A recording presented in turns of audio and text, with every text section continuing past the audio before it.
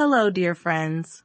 Welcome back to Daily Drizzle English, where simple stories help you grow your English step by gentle step. Today, we invite you to sit back, relax, and listen to a moving story about love, family, and one of the hardest choices a man can make. This is not just a story. It's a lesson about what truly matters in life. You will follow Daniel, a young man torn between his mother and his wife, and see how his journey leads him to understand the meaning of true love and forgiveness. Stay with us until the end and let this story softly guide you, not only in English, but also in life. There once was a young man named Daniel who lived in a small house with his mother. His mother loved him very much. She cooked his food, cleaned his clothes, and cared for him every day. Since the day he was born, she had given him all her time, all her heart, and all her strength. Daniel loved his mother too, but he was now a man, and his heart had found another love. He had met a beautiful young woman named Emma, and soon they were married. Emma came to live in the house with Daniel and his mother, and at first, everything seemed fine. But sometimes, even in a small house full of people, love can grow cold and silence can fill the air. One evening, Daniel came home from work in the fields. He was tired. The sun had been hot and his hands were sore from working all day. He opened the door and called out, "Emma, I'm tired. Please bring me some water. I want to wash." But there was no answer. The house felt quiet, too quiet. He called again a little louder, "Emma, I'm hungry. Where's my dinner?" Again, silence. Daniel walked into the small room and saw Emma sitting by herself. Her eyes were red. She had been crying. He sat beside her, his heart now full of worry. "What's the matter, my love? Why don't you answer me?" he asked gently. Emma looked at him, and tears filled her eyes once more. "It's your mother," she said, her voice shaking. "She hates me, Daniel. She fights with me all the time. She says I am lazy, that I am not good enough for you. Every day she tells me, 'Why did my son marry a girl like you? I cannot live like this anymore.'" Daniel sat in silence. He loved his mother. She had done everything for him. But he also loved Emma. She was young, beautiful, and she had brought joy into his life. He looked at Emma and saw how broken she looked. His heart hurt. "Please, my darling," Daniel said softly, "try to be patient. She's old and she's not strong anymore. She won't be with us forever. Just wait, just a little longer. Let's not talk about this now. I'm hungry. Please, bring me dinner." Emma stood up, wiping her tears. "Dinner?" she said, her voice colder now. "There is no dinner. How can I cook when she is in the kitchen, telling me everything I do is wrong? She says, 'Do this, do that. Not like that. That's bad.' I cannot breathe when she is here." Daniel stood too, now feeling heavy inside. "But what can I do, Emma? She is my mother. This is her home too. I cannot send her away." Emma looked at him, her eyes now sharp and clear. "Then you must choose," she said. "You can live with me or you can live with her. You cannot have both of us. You must choose, Daniel." That night, Daniel went to bed without food. He lay in the dark, staring at the ceiling, his heart full of pain. How could he choose? How could he pick between the woman who gave him life and the woman he now loved? His thoughts went back to when he was a boy. His mother had fed him, held him when he was sick, taught him to walk, to speak. But Emma, she was his wife, his love. He could not live without her. The night passed slowly, and Daniel did not sleep. When the sun rose the next morning, Emma was already awake. She sat beside him on the bed. "Well," she asked, "have you chosen?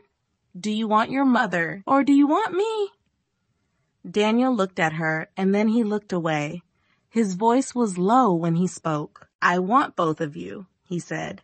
Emma shook her head. No, Daniel, you can't have both. If you want me, you must let her go. She's old. She will die soon anyway. But I am young. We love each other. We can have many happy years together, but not with her here. Daniel sat in silence, his heart full of fear and confusion. But as the morning light grew stronger, something inside him began to change. Slowly, dark thoughts began to grow. His mind was tired, and love can sometimes turn blind when the heart is too full. Maybe Emma is right, he thought. My mother is old. Her life is almost over. But Emma and I, we have just begun. And so a quiet decision was made, deep inside Daniel's heart, a decision that would change everything. That morning, the sun rose high and bright, but inside Daniel's heart there was no light. As he worked in the fields, cutting and lifting, he could not stop thinking. The same thoughts went round and round in his mind, like a song he could not forget. Emma is right. My mother's time is ending, but Emma and I, we have time, we have love, we have a future. His hands moved, but his heart was elsewhere. Every time he saw the sky or felt the wind, he thought, tomorrow it will be done. Tomorrow I will take her away and Emma and I will be free. When the sun was setting and the birds were quiet, Daniel walked home.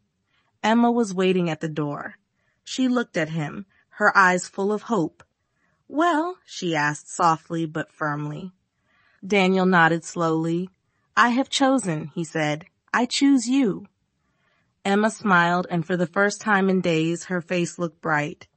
Thank you, my love, she whispered. Now we can be happy. Now we can live without fear. Daniel sat down. His body was tired, but his mind was still full. Tomorrow morning I will take her up the mountain, he said. I will carry her to the cliff. When she is gone, we can begin again. Emma ran to bring him water. She filled the cup quickly, her hands moving fast, as if she wanted to wash away the past with her kindness. Here, she said, drink and rest. You have made the right choice. Daniel drank the water, and though it cooled his mouth, it did not cool his heart. He sat still, looking at the wall.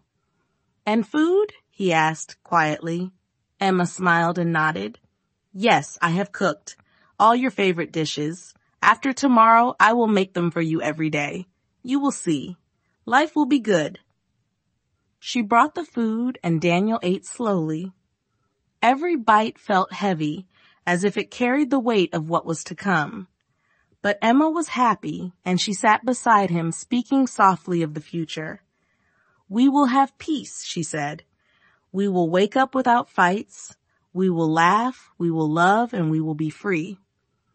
Daniel nodded, but inside something was not at peace. Yet he said nothing. He went to bed early, holding Emma's hand, and tried to sleep. But sleep did not come easily. He listened to the sound of his mother's slow breathing in the next room, and he remembered her stories, her songs, her smile. Still, he told himself, this is the way. It must be done. Morning came, as it always does. The sky was pale, the air cool. Daniel rose before the sun was strong. He walked to his mother's room, and she opened her eyes. Daniel? She said with surprise. Mother, he said, forcing a small smile. Let's go on a journey today, up the mountain. It is cool there and quiet. You will like it. His mother sat up slowly. But my son, she said, I am old. I cannot walk so far. Daniel took a deep breath. Then I will carry you. She looked at him, her eyes gentle. You are kind, my boy. Daniel helped her dress, and then, lifting her in his arms, he stepped out into the morning light. The road to the mountain was long, and the ground was rough. Daniel walked slowly, the weight of his mother light on his back, but the weight of his thoughts heavy in his chest. At first, his mother was happy. She looked at the trees, the birds, the sky. It's been so long since we walked together, she said. Thank you, my son. Daniel said nothing. His feet moved, but his heart was frozen. As they climbed higher, the road became steep, the air grew thin. His mother became quiet, and Daniel's breath came harder. Then softly she spoke. "My son," she said, "I know why you brought me here." Daniel stopped. His heart stopped. "Mother?" he asked, his voice dry. "I know," she said gently. "I understand. Your wife wants peace. You want peace. I am old. My time is near." Daniel's hands began to shake. "Mother, She placed her hand on his shoulder. "Do not be afraid," she said. "But when you do it, be careful. Hold that branch there. It will help you stay safe. Throw me, but do not fall yourself." Daniel looked at the tree she pointed to. He looked at her face. She was not angry. She was not afraid. She was full of love. He could not speak. His legs gave way, and he sat down beside her. She was silent, and he put his head in his hands. How could she still love him? How could she worry for him, even now? Daniel sat beside his mother on that quiet mountain road, and the world seemed to stop. The wind moved gently through the trees, but in his heart everything was still. His hands covered his face, but he could feel her eyes on him, soft and knowing. How could she sit there so calm when she knew he had planned to end her life? How could she speak with such care, thinking only of his safety, not her own? These thoughts ran through his mind again and again until he could bear it no longer. Slowly, he lifted his head and looked at her. She smiled just a little, the way she used to when he was a child and came to her with a broken toy or a small cut on his knee. That smile that said, "Everything will be all right, my son." "Mother?" he whispered, his voice shaking. "You knew?" She nodded gently. "Yes, Daniel, I knew." Tears filled his eyes, and he could not hold them back. "And yet, you still worry about me, even now?" She reached out, her hand trembling a little with age, and touched his face. "Of course, my son. Always. You are my child. No matter what you do, no matter how far you go, I will always love you." Daniel felt something break inside him, something heavy, something dark. It was the weight of his guilt, of his fear, of his anger. It all came crashing down, and in its place was something lighter, something he had forgotten, love. He turned away for a moment, wiping his tears, breathing deeply. The mountain, the sky, the earth, they all seemed different now. The path ahead was not one of death, but of choice. A choice that was his to make, right here, right now. He looked at his mother again, really looked at her. Her face was lined with years of care, her hands worn from work. But her eyes still held that same light, the light of a mother's endless love. "How could I ever think of losing you?" he said softly. "How could I believe that Emma's love could ever be like yours?" His mother said nothing. She simply listened, letting him speak, letting him feel. Daniel stood up slowly, helping his mother to her feet. "We're not going to the cliff," he said. "We're going home." She looked at him, her eyes full now, not of fear, but of peace. "Are you sure, my son?" "Yes," he said. "I was blind, but now I see. I see your love, and I see the truth." Together, they walked down the mountain, step by step, back toward the house. The sun was higher now, the light warmer. Daniel felt something new in his heart, not sadness, not fear, but strength, the kind of stems from knowing what is right. As they reached the village, Daniel's mind turned to Emma. What would she say? What would she do? He didn't know, but he no longer cared. He had made his choice, and his heart was clear. They entered the small house, and Daniel helped his mother sit. She was tired, but there was peace on her face. He brought her water and sat beside her. "Rest now, mother," he said. "You are safe." She smiled, and for the first time in many days, Daniel felt free. He sat quietly for a while, thinking, remembering. Then he stood and walked to the room where Emma was waiting. Daniel stood outside the room for a moment, his hand resting on the door, his heart beating slowly but firmly. Inside, he could hear Emma moving about, perhaps setting the table, perhaps waiting. The same woman who had once filled his heart with joy now felt like a distant shadow. He took a breath, not just with his lungs, but with his soul. Then, quietly, he pushed the door open and stepped inside. Emma turned to him with a bright smile, her eyes shining with hope. "Is it done?" she asked softly, walking towards him. "You've done what we spoke about?" She reached for his hands, but Daniel stepped back. "No, Emma," he said, his voice calm but strong. "It is not done, and it never will be." Emma froze, her smile fading. "What do you mean?" Daniel looked at her, truly looked at her now, not with the eyes of a man blinded by love, but with the eyes of a son who had just seen the deepest truth of his life. "I could not do it. I will not. My mother is still alive. She is resting now, and she will stay with me. This is her home. She gave me everything, and I almost threw her away for you." Emma's face changed, her eyes narrowing. "You promised me, Daniel. You said you chose me." Daniel nodded slowly. "I did. I thought I had, but now I understand. You asked me to kill a part of myself. My mother is not just an old woman. She is the reason I am here, the reason I know love at all. And I see now that anyone who truly loves me would never ask me to destroy that." Emma stepped back, her voice sharper now. "So you choose her over me? After everything? After all I have done for you?" Daniel shook his head. "No, Emma. I am choosing what is right. I am choosing love, not the love that asks for blood, but the love that gives, even when it is hurt. The love my mother showed me this morning. Even when she knew what I planned, she still worried for me. That is real love." For a moment, there was silence, the kind of silence that fills a room before something ends. Emma turned away, then looked back at him, her eyes filled with anger and pain. "I gave you a choice, Daniel, and now I see what you really are."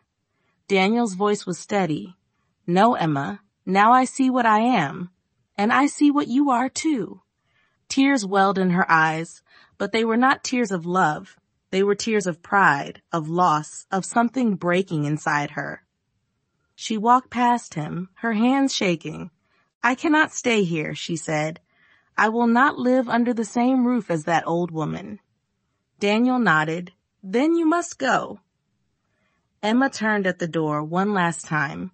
"You will regret this." He looked at her with calm eyes. "No, I won't. I almost lost myself, but now I am free." And with that, Emma stepped out, the door closing softly behind her. The house felt still but not empty. For the first time in many days, Daniel felt light, as if a heavy stone had been lifted from his chest. He walked back to his mother's room, where she sat quietly, looking out the window at the trees. She turned as he entered, her face full of quiet questions. "She's gone," Daniel said gently. His mother did not smile, but her eyes softened. "Are you all right, my son?" Daniel knelt beside her, taking her hands in his. "Yes, Mother, I am now." They sat together in silence, a peaceful silence, the kind that holds no fear, no lies, just truth. Outside, the sun was setting, casting golden light over the world. And inside, Daniel felt something he had not felt in a long time: peace. The days that followed were quiet, but not sad. There was a softness in the air, as if the house itself had taken a deep breath and was resting. Daniel woke each morning with a lighter heart, no longer torn by impossible choices. His mother sat by the window, knitting, or simply watching the world outside, and Daniel found peace in the small things: the sound of birds, the smell of fresh bread, the warmth of the sun on the floor. He no longer rushed. He no longer worried about pleasing someone who asked him to break his soul. Instead, he cared for his mother, and in doing so, he found something he had almost forgotten: how to truly love without fear. One afternoon, as he sat beside her, peeling apples for their evening meal, his mother spoke. "Do you miss her?" she asked softly, her hands still and her eyes calm. Daniel paused, looking down at the apple in his hand.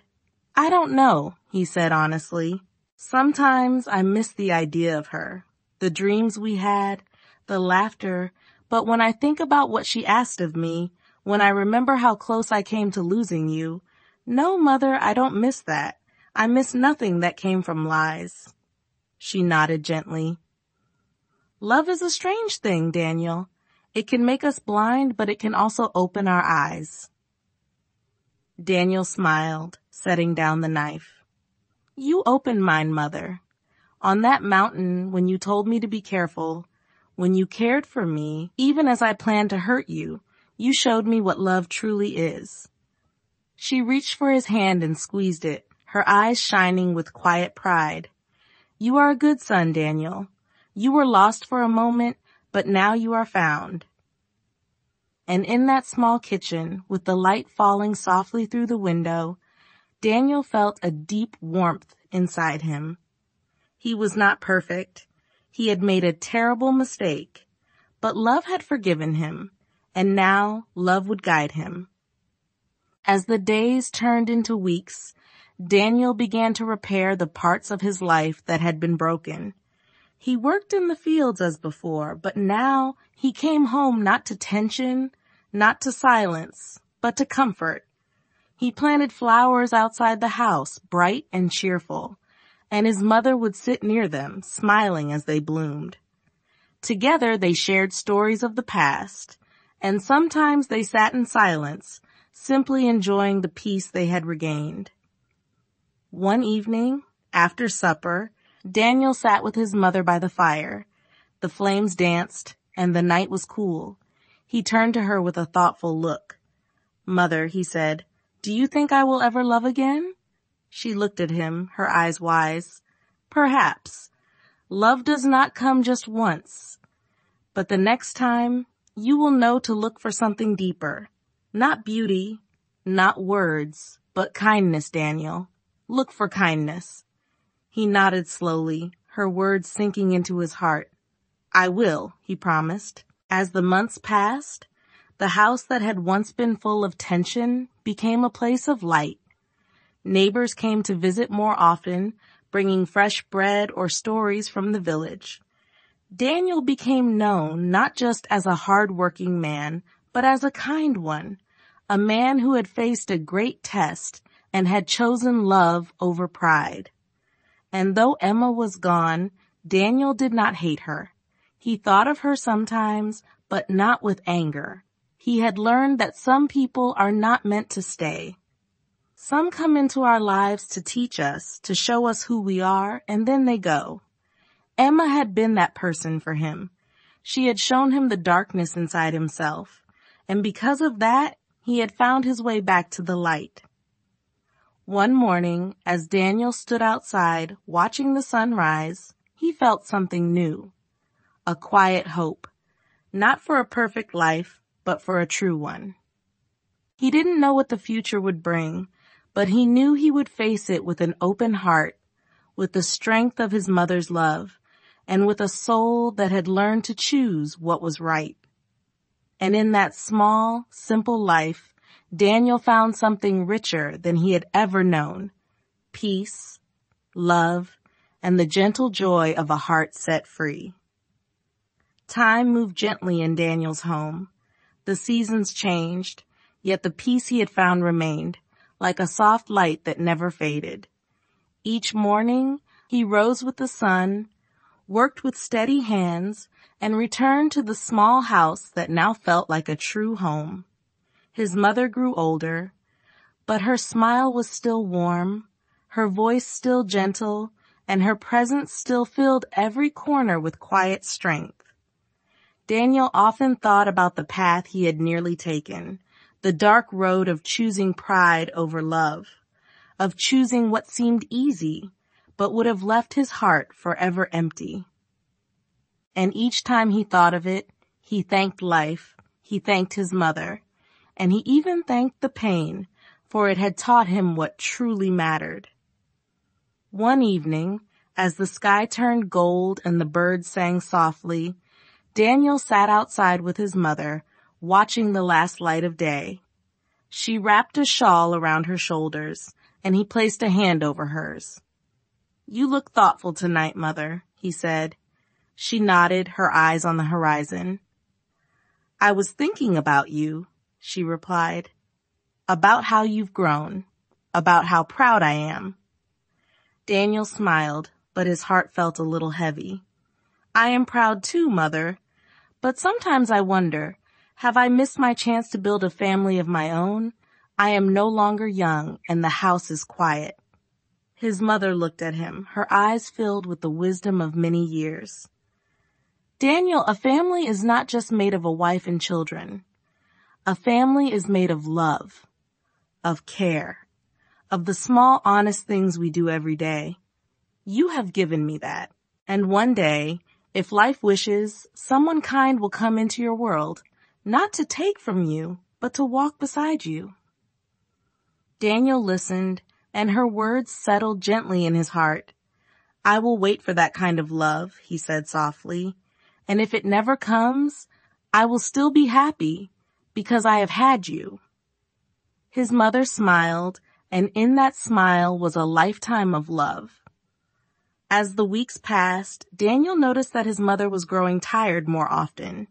She no longer moved as quickly, and sometimes she sat for hours looking at the sky, her hands resting in her lap. He stayed close, bringing her warm soup, helping her to the garden, and reading to her in the evenings. One morning, she took his hand and said, "My time is near, my son." Daniel felt his throat tighten. "No, Mother, don't say that." But she only smiled softly and surely. "It is the way of life. We are born, we love, we live, and then we rest. Do not be afraid." Tears filled his eyes, but he nodded. "I will stay with you every moment." And he did. In her last days, the house was filled with silence, but it was a gentle silence, filled with memories, with gratitude, with love that needed no words. Daniel sat beside her, holding her hand, whispering stories of their time together, of the lessons she had taught him, of the love that had saved him. One evening, as the stars began to shine, she looked at him one last time and said, "Remember, Daniel, love is not about taking. It is about giving, even when it hurts." Then she closed her eyes, and her hand grew still in his. Daniel sat with her, the tears falling freely now, but in his heart, he felt something stronger than sorrow. He felt peace, because he had known her love fully, and he had given his in return. The days after were quiet. The house was empty, but not lonely. Daniel kept it filled with light, with the flowers his mother loved, with the warmth of the fire, with the kindness she had taught him. And in the village, people spoke of him not just as a good man, but as a man who understood love. As time passed, Daniel did meet others. He laughed again, he listened to the stories of life, and he shared his own. And though he never forgot Emma, he never wished for that kind of love again. He waited, patiently, for the kind of love that would not ask for sacrifice, but would offer peace. One spring morning, as he worked in the garden, a woman passed by. She smiled and greeted him kindly, her voice soft, her eyes gentle. They spoke of small things, of the weather, of the flowers, but Daniel felt something in her presence. Not a rush of passion, not a blinding light, but a quiet recognition, a beginning. And in that moment, he knew that love, true love, comes not when we seek to take, but when we are ready to give, fully and freely. Daniel's story was not perfect, but it was real. A story of mistakes, of forgiveness, of learning what it means to truly care. He had walked through darkness, but he had found light, not outside, but within. And so he lived day by day with a heart open to life, to love, to the gentle truth that when we love with kindness, we never lose.